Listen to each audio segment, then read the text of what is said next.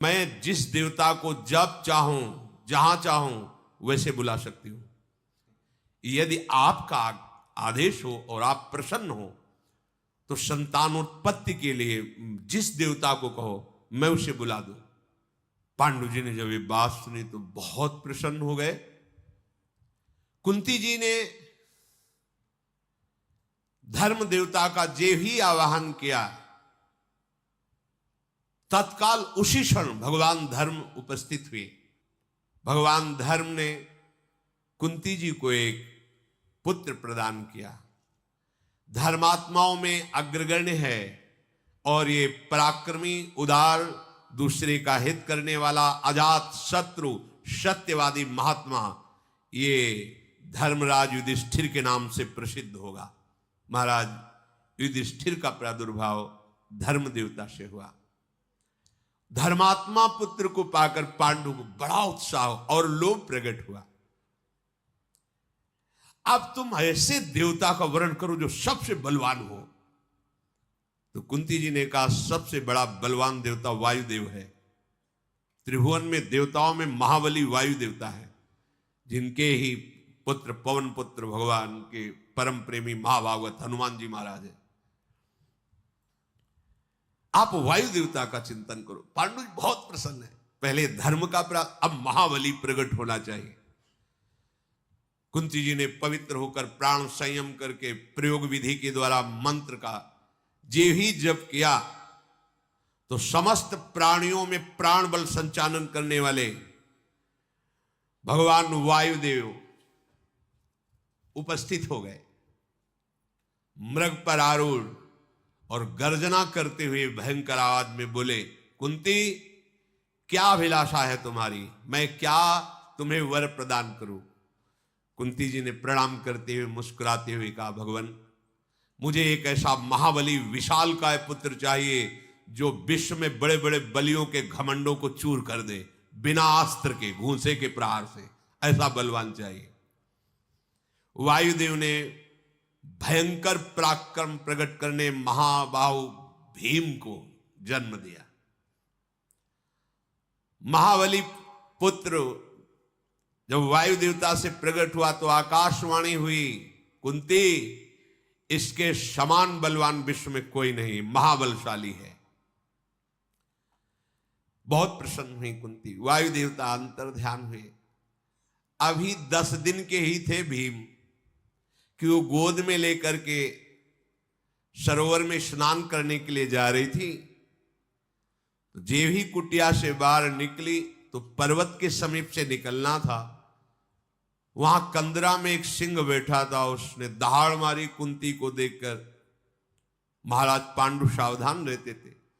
तुरंत धनुष में प्रत्यंता चढ़ाई और सिंह का वध किया। पर दहाड़ सुनकर एकदम कांप गई कुंती, तो हाथ से भीम गिर गए तो वो पहाड़ की चट्टान चूर चूर हो गई।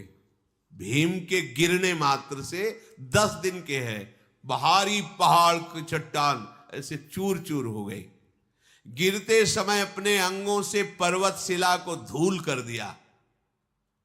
महाराज पांडु और कुंती देखकर बड़े आश्चर्य। अब कोई प्रहार नहीं, केवल गिरा 10 दिन का बालक, एक पहाड़ चूर चूर हो गया। चंद्रमा मघा नक्षत्र पर, बृहस्पति सिंह लगन पर, सूर्यदेव दोपहर के समय त्रयोदशी तिथि को मैत्र मुहूर्त में अविचल बल वाले भीमसेन का जन्म हुआ। जी इधर भीमसेन का जन्म हुआ था, उधर दुर्योधन का जन्म हुआ था। भीमसेन के जन्म लेने के बाद पांडु को और उत्साह हुआ, जैसे लाभ पे लोभ और बढ़ता है। उन्होंने कहा कि अब एक ऐसा पुत्र होना चाहिए जो सबसे बड़ा धनुर्धर हो, दिव्यास्त्रों का ज्ञाता हो और शास्त्रों का पंडित हो। कुंती जी देख रही कि महाराज का लोभ बढ़ता ही जा रहा है। उनका ऐसे तो देवराज इंद्र हैं, समस्त दिव्यास्त्रों के ज्ञाता, शास्त्रों के ज्ञाता। वो देवराज इंद्र को बुलाओ। तो उनका देवताओं के राजा है, कुछ समय हमें चाहिए, एकांत में होकर के कुंती जी ने तपस्या और मंत्र अनुष्ठान से देवराज को संतुष्ट किया, फिर आवाहन किया। महाराज पांडु के कहने पर देवराज इंद्र का जो ही आवाहन हुआ तो देवराज इंद्र पधारे और कहा, तुम्हें ऐसा पुत्र प्रदान करता हूं जो धनुर्विद्या का ज्ञाता और समस्त शास्त्रों का ज्ञाता होगा। फाल्गुन मास दिन के समय पूर्वा फाल्गुनी उत्तरा फाल्गुनी नक्षत्र के संधि काल में फाल्गुन मास फाल्गुनी नक्षत्र में जन्म लेने के कारण उस बालक का नाम फाल्गुन हुआ, जिसे अर्जुन नाम से पुकारा गया। देवराज इंद्र के द्वारा अर्जुन का प्रादुर्भाव हुआ।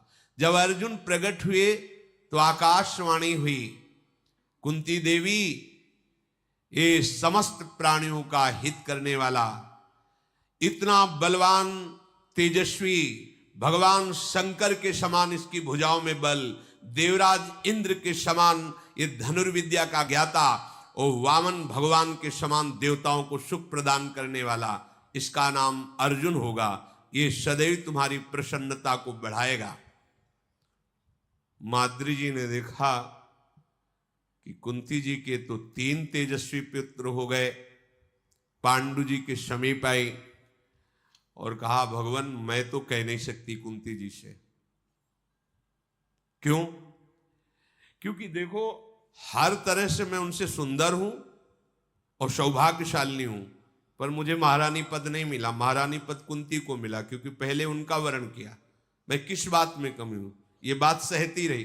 अब दूसरी बात, उनके पुत्र हो गए और मेरे, महारानी भी वही, पुत्र भी उनके।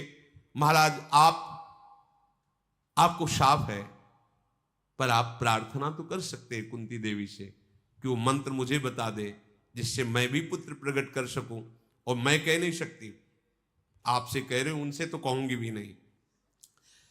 अब महायशस्वी राजा पांडु कुंती के समीप कहकर कहा कि एक बात मेरे मन में है, माद्री को दुख ना हो तो एक पुत्र प्रकट करने के लिए एक बार मंत्र का प्रयोग विधि एक बार के लिए आप आदेश कर दीजिए। उनका, महाराज आपकी आज्ञा शिरोधार्य है। पांडु ने जब इंद्र प्रकट होकर के अर्जुन को तो और बोलने वाले तो उनका, महाराज अब शब्द नहीं, आगे नहीं, बस धर्म यहीं तक आदेश करता है। महाराज पांडु की प्रेरणा से माद्री से कहा, तुम्हें एक बार मंत्र का प्रयोग करने को किसी एक देवता को बुला लो, इसके बाद वो प्रयोग विधि याद रहने पर भी सफल नहीं होगी, मैं केवल एक बार के लिए आदेश करती हूं। मन में आया कि इनके तो 3 पुत्र हैं, मुझे एक पुत्र एक देवता को बुलाना, तो विचार किया अश्विनी कुमार एक कहे जाते पर हैं 2। उन्होंने अश्विनी कुमार का आह्वान किया, वो 2 पुत्र हुए जिनका नाम नकुल और सहदेव। सतसंग पर्वत पर महाराज पांडु कुंती जी और माद्री जी के साथ विराजमान हैं। बहुत से ब्रह्म ऋषियों का सेवन पांडु जी महाराज करते हैं। पुत्र की प्राप्ति की प्रबल इच्छा और जाने अनजाने में एक भयंकर अपराध बन जाना। किंदम नाम के एक ऋषि जो बहुत संयम से चलने वाले थे, पर भगवत लीला विधान से उनको दिन में ऐसी काम की वृत्ति जागृत हुई कि वो संभाल नहीं पाए और अपनी पत्नी की प्रेरणा से मृग रूप धारण किया। क्योंकि दिन में काम भोग करना निषेध किया गया है शास्त्र में, उसे पापाचरण माना गया है, तो ऐसी गलती ना हो जाए इसलिए उन्होंने मृग रूप धारण किया कि पशु के ऊपर कोई शास्त्र सिद्धांत नहीं। इतने महान तपस्वी कि वो अपने स्वरूप को छिपाकर मृग रूप धारण कर लिया, पर उस काम पर विजय प्राप्त नहीं की। परिणाम यह हुआ कि मृग और मृगी के रूप में, तो महाराज पांडु ने देखा इतना तेजस्वी मृग तो हमने देखा ही नहीं। इसकी मृगशाला तो बहुत सुंदर बनेगी। 5 बाणों से बीन दिया। तब किंदम ऋषि ने कहा कि तुमने भारी अपराध कर दिया, मैं शाप देता हूं, जब तुम अपनी स्त्री में कामासक्त होगे उसी समय तुम्हारी मृत्यु हो जाएगी। इस शाप से मानो दग्ध हो गए महाराज पांडु। कुंती जी से कहा कि अभी कुछ समय पहले ब्रह्म ऋषियों ने कहा तुम्हें निराश नहीं होना, तुम्हारे पुत्र होगा, तो मैं तो असमर्थ हूं शाप के कारण, फिर पुत्र कैसे हो सकता है। हमें लगता है जब हमारे भाग्य में पुत्र है तो उसका विधान शास्त्र में एक निकलता है, किसी ब्रह्म ऋषि से संयोग कराकर पुत्र प्राप्त किया जाए। क्या कुंती देवी से कहा तुम्हें यह स्वीकार है? तो उनका भगवान किसी ब्रह्म ऋषि की आवश्यकता नहीं है, हमने एक ऐसा दुर्वासा जी से मंत्र प्राप्त किया है कि जिस देवता को चाहे आकर्षित करके बुला सकते हैं। महाराज पांडु की प्रेरणा से साक्षात धर्म, जिससे धर्मराज युधिष्ठिर प्रकट हुए। फिर महाराज पांडु की प्रेरणा से वायु देवता का वाहन, जिससे महाबलशाली भीम प्रकट हुए। फिर देवराज इंद्र का वाहन, जिससे अर्जुन जी प्रकट हुए। फिर कुंती से कहा तो कुंती ने कहा बस महाराज, शास्त्र विधान इतना ही है, आगे एक शब्द भी आप नहीं बोलना। माद्री जी ने प्रार्थना किया पांडु से कि आप जानते हैं मैं किसी भी स्थिति में कुंती जी से कम नहीं हूं, पर मुझे महारानी पद नहीं मिला, मैं सह गई। अब तो असह नहीं हो रहा है कि उनके पुत्र भी हो गए और मेरे पुत्र नहीं। मैं प्रार्थना कर नहीं सकती, आप प्रेरणा कीजिए कुंती जी को कि एक पुत्र के लिए मुझे भी सौभाग्य प्रदान करें। महाराज पांडु ने कुंती जी से ऐसा निवेदन किया।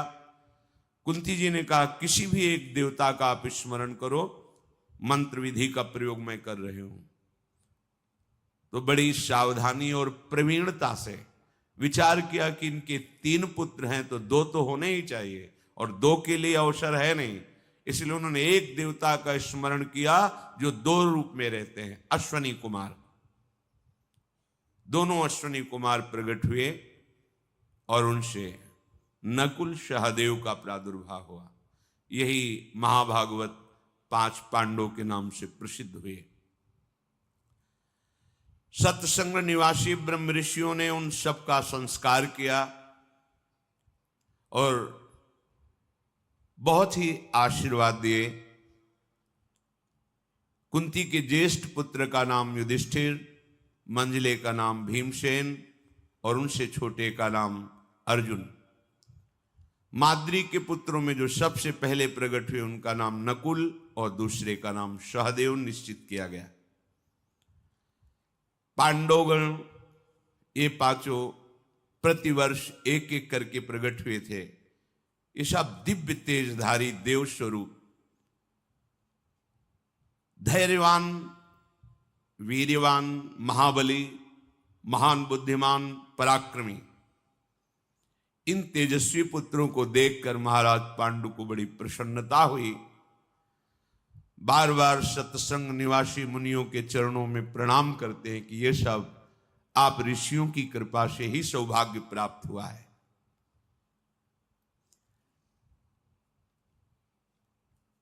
कुंती जी समान वात्सल्य वाली थी। समान वात्सल्य, माद्री जी के पुत्रों में और अपने पुत्रों में किंचित भेद ना रखना और समान दुलार करना। माद्री जी के हृदय में थोड़ा सा जो होता है वो एक थोड़ा सा था कि मैं किसी बात में कमी मेरे में नहीं है, फिर भी विशेष सम्मान कुंती का और अपने पुत्रों के प्रति ज्यादा लगाव वो होता है। लेकिन कुंती जी महाभागवत है, कभी उनके मन में ऐसा भाव नहीं।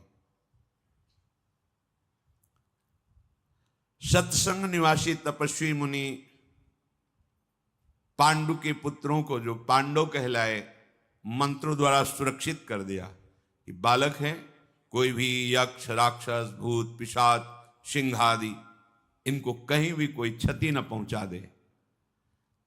ये महान तपस्वी जन जिसकी रक्षा करते उसका कौन बाल बांका कर सकता। अभी नवजात शिशु हैं, कहीं कोई जानवर आक्रमण न कर दे, कहीं कोई राक्षसी माया आक्रमण न कर दे, इसलिए मंत्रों से सुरक्षित कर दिया। द्वारिका में वसुदेव जी की ये बहन है कुंती जी, वहां बैठकर विचार हुआ जब गुप्तचरों ने बताया कि किंदम ऋषि का शाप महाराज पांडु को प्राप्त हो गया है और वो सत्संग पर्वत पर एक वानप्रस्थी की तरह, तपस्वी की तरह रहकर जीवन व्यतीत करते हैं, शाक मूल फल पाते हैं, ब्रह्मचर्य से रहते हैं, सदैव तपस्या परायण हैं।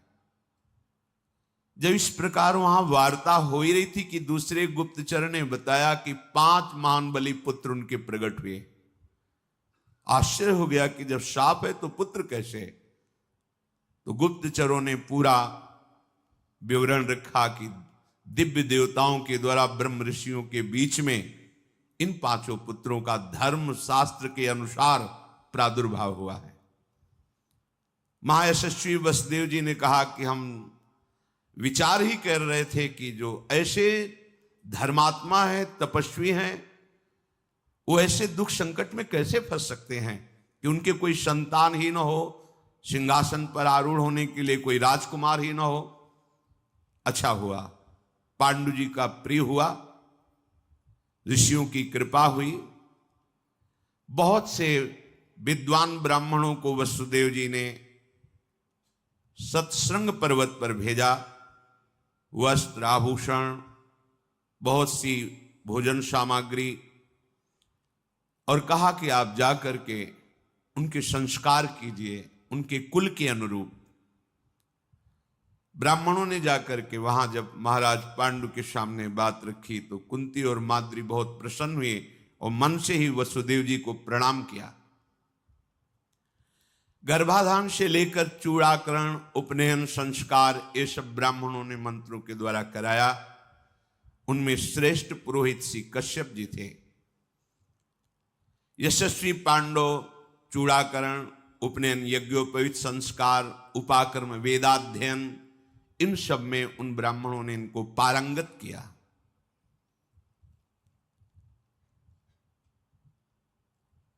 जैसे जल में कमल बढ़ता है वैसे ही ऋषियों के बीच में ये 5 बालक बड़े होने लगे। महान वन में रमणी पर्वत शिखर पर महाराज पांडु अपने पुत्रों को देख देखकर बहुत आनंदित होते, क्योंकि अत्यंत तेजस्वी, सद्गुण से संपन्न और महाबलशाली। अर्जुन जी के 14वें वर्ष का उत्सव हो रहा था, धीरे धीरे बालक के बड़े हुए। उधर उत्सव में बहुत से ब्रह्म ऋषि ब्राह्मण पधारे थे, तो उनकी सेवा में कुंती जी रत थी, क्योंकि पूर्वाभ्यास संत सेवा का है, और असावधान हो गई। महाराज पांडु कुंती की दृष्टि से सुरक्षित रहते थे। वो सदैव माद्री पर दृष्टि रखती और कहती थी कभी महाराज के समीप मत जाना, क्योंकि शाप है, कहीं कोई ऐसी गलती ना हो जाए जिससे महाराज पांडु को खो दें। तो सदैव पांडु पर दृष्टि और माद्री पर रखती थी। महान संत हैं कुंती जी, भगवान के भक्तों में अग्रणी हैं, बड़ी धैर्यवान है। चूक हो गई, वो ब्राह्मणों की सेवा में इधर महाराज पांडु वन में भ्रमण करने के लिए निकले तो स्वाभाविक माद्री जी भी पीछे चल गई। यद्यपि नहीं जाना चाहिए था, पर प्रारब्ध बलवान होता है। जैसी हो भवतव्यता तैसी बने सहाय, आप ना आवे ताही पे ताही तहां ले जाए। पीछे मुड़ के देखा माद्री आ रही। आज का देखना कुछ अलग हो गया। देखते ही ऐसा लगा मानो ऐसी सुंदरी को तो हमने कभी देखा ही नहीं। बलपूर्वक दौड़े और माद्री जी को पकड़, माद्री जी चिल्लाने लगी, महाराज पांडु सावधान, आप शापित हैं, कोई ऐसी चेष्टा मत कर देना जिससे हम आपको खो दें। पर इतनी वृत्ति प्रारब्ध से प्रेरित हो गई कि वो कहने पर भी बार बार वो सावधान नहीं हुए और बलपूर्वक माद्री को पकड़ लिया। महाराज पांडु अभी धर्मयुक्त क्रिया ही कर रहे हैं, क्योंकि माद्री जी उनकी पत्नी है। जेव ही गले से लगाया ते ही हृदय गति रुक गई और मृत्यु को प्राप्त हो। साफ था, जेव ही तुम अपनी पत्नी को काम भाव से आलिंगन करो उसी समय मृत्यु हो जाएगी। माद्री ने देखा कि अब मेरे आलिंगन में तो पांडु महाराज का केवल शव है, प्राण निकल गए। बहुत जोर से विलाप करके रोने लगी।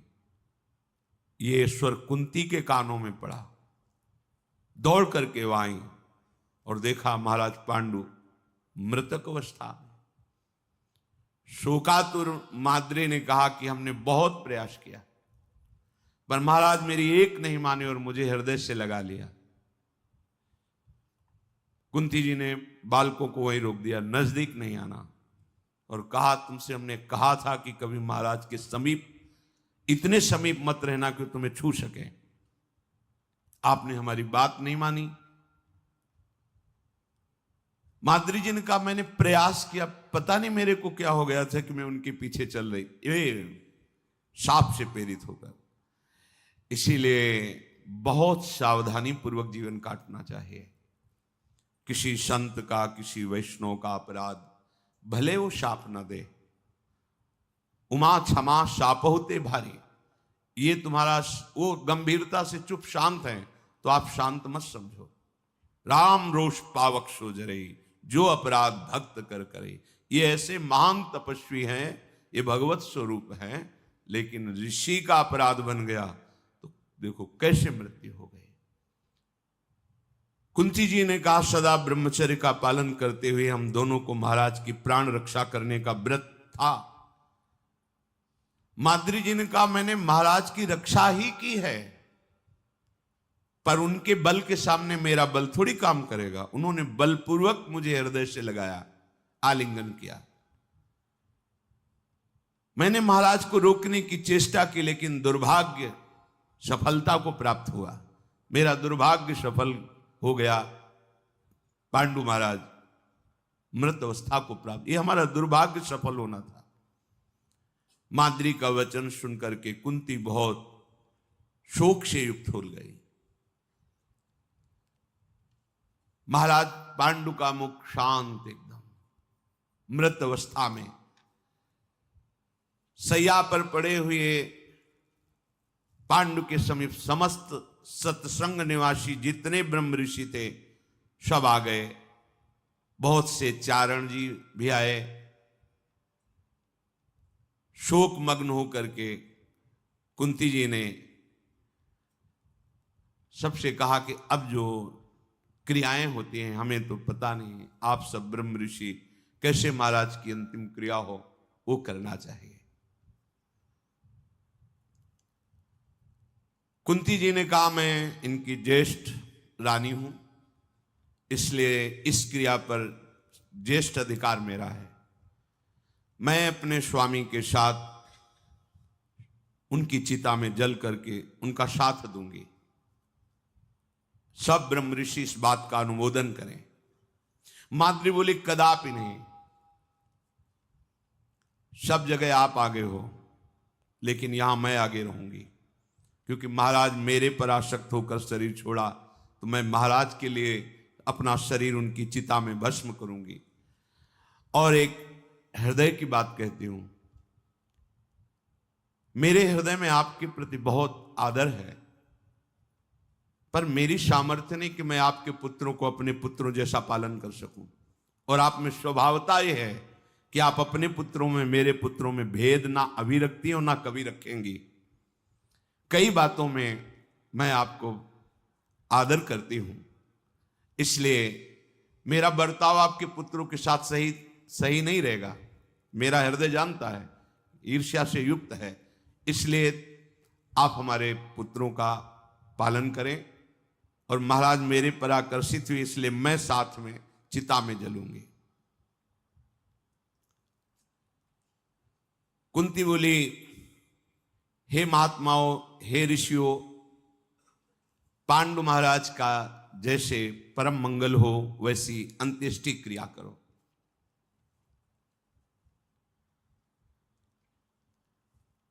मैं पांडु महाराज के पुत्रों का जब तक शरीर में श्वास रहेगी पांचों का धैर्य पूर्वक पालन करूंगी, हर विपत्ति सहूंगी, इनको दुख से बचाऊंगी। ऋषियों ने सुंदर सुंदर चंदन आदि की लकड़ी एकत्रित करके नरश्रेष्ठ पांडु के शव को चिता पर विराजमान किया। माद्री जी गोद में अपने पति के शव को लेकर चिता पे बैठ गई। कितनी सामर्थ्य है इन महान सतियों में। चिता में आग लगाई गई और पति के शव के साथ जीवित शरीर को भस्म कर दिया माद्री जी ने। भाइयों से युधिष्ठिर जो पांडवजन हैं उनको नए वस्त्र धारण करा करके अंत्येष्टि क्रिया करवाई गई। महाराज पांडु की जलांजलि याद देना। राजा पांडु के इस अंतिम संस्कार में जितने महर्षि सम्मिलित हुए थे, सबने कहा इन बालकों का मार्ग प्रशस्त होना चाहिए। महात्मा राजा पांडु अपना राज्य छोड़कर हम ऋषियों के बीच में निवास कर रहे थे। जब इन्होंने वानप्रस्थ आश्रम स्वीकार किया तो धृतराष्ट्र का राज्य तिलक हो गया हस्तिनापुर में। इस समय धृतराष्ट्र राजा है और उनके जो 100 पुत्र हैं बड़े ही अशुभ विचार वाले हैं, अधर्माचरण वाले हैं। महाराज पांडु के पुत्रों को वहां पहुंचाया जाए, नहीं तो यहां पर्वत पर रहते हुए ये ऋषियों की ही परंपरा में सम्मिलित रहेंगे। इनके लिए राज सिंहासन पर बैठना अनिवार्य है, क्योंकि ये सब धर्मात्मा और ऋषियों के द्वारा सेवित हैं। इस प्रकार सलाह करके देवतुल्य उदार चेता सिद्ध महर्षियों ने हस्तिनापुर जाने का विचार किया। माद्री और पांडु की अस्थियों को ले लिया, पांचों पांडवों को और कुंती जी को अपने दिव्य तपोबल से हस्तिनापुर के बाहर तत्काल पहुंचा दिया और समस्त ब्रह्म ऋषि साथ में सूचना पहुंचाई धृतराष्ट्र को कि हम सत्संग पर्वत पर रहते हैं, सब आपसे मिलना चाहते हैं और आपके भाई पांडु के पांचों पुत्रों को आपके हाथ में समर्पित करते हैं। इनको अपने पुत्रों जैसा ही दुलार करना। जी ही ये सुना तो भीष्म जी, धृतराष्ट्र जी, ये बड़े बड़े कुल के जो माननीय जन हैं वो सब हाय।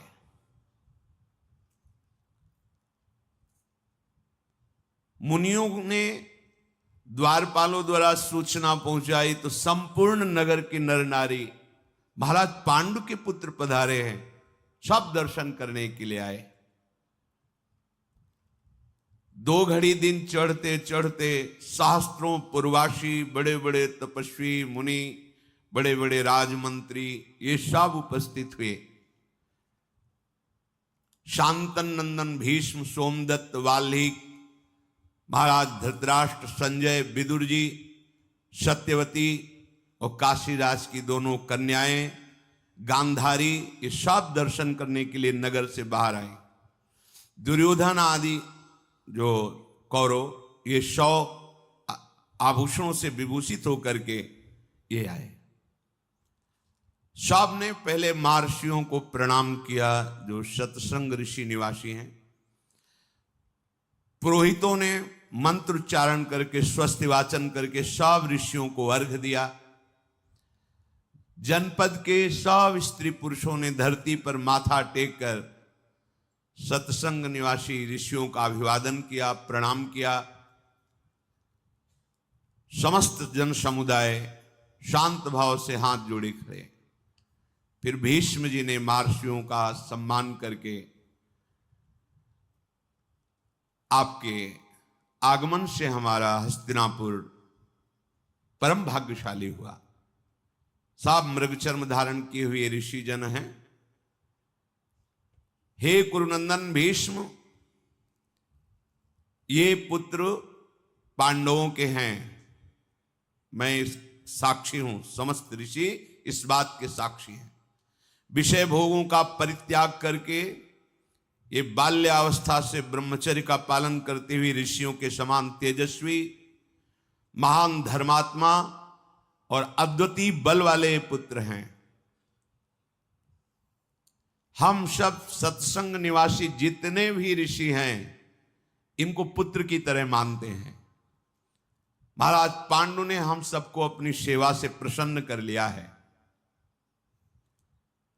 ये धर्मराज के द्वारा प्रकट हुआ बड़ा युधिष्ठिर है।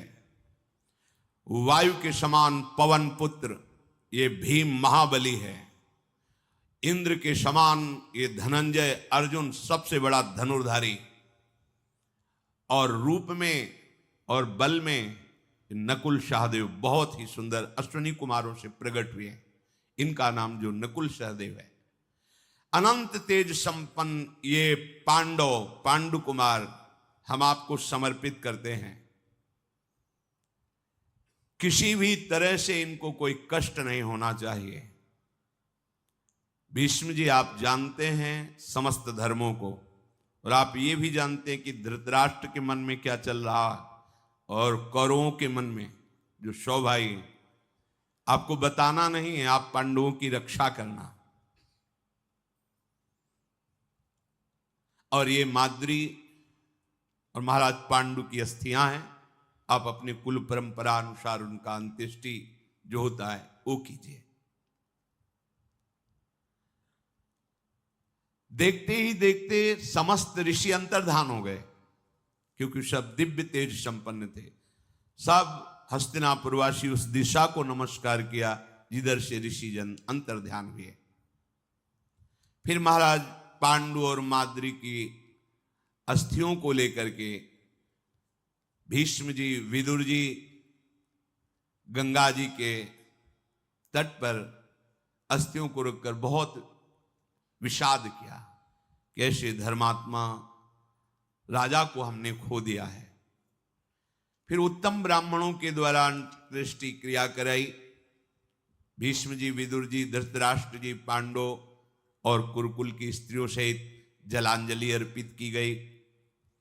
तदनंतर कुंती जी, धृतराष्ट्र जी, बंधुओं सहित भीष्म जी पांडु के उन 5 पुत्रों को महल में ले गए और उनके हाथों से ढेर सारे रत्न ब्राह्मणों को दान कराए। मरण शौच जब निवृत्त हुआ तो पांडवों को शुद्धि स्नान कराया गया। श्राद्ध की समाप्ति होने पर भगवान व्यास जी पधारे और सत्यवती जी से कहा, मां, अब तुम्हारे यहां रुकने का समय संपन्न हुआ। मैं देख रहा हूं आगे भयंकर विपत्ति आने वाली है, बहुत बुरे दिन आ रहे हैं। ऐसा भयंकर समय आएगा कि आप देख नहीं पाएंगे। छल कपट का बोलबाला होगा, इसलिए विपत्ति पर विपत्ति आएगी। जहां छल कपट होता है वहां विपत्तियों का तारतम्य लग जाता है। ये दुर्योधन महान अन्यायी है। अब तुम यहां से चलो, हस्तिनापुर में तुम्हें नहीं रहना। सत्यवती जी भगवान व्यासदेव जी की मां है, और मैं जो तुम्हें उपदेश करूं उसके अनुसार जीवन समाप्त करो। भगवान व्यासदेव जी ने योग वृत्ति का उपदेश किया। चित्त वृत्ति का निरोध करके परमात्मा में अपनी वृत्ति को लगा देना।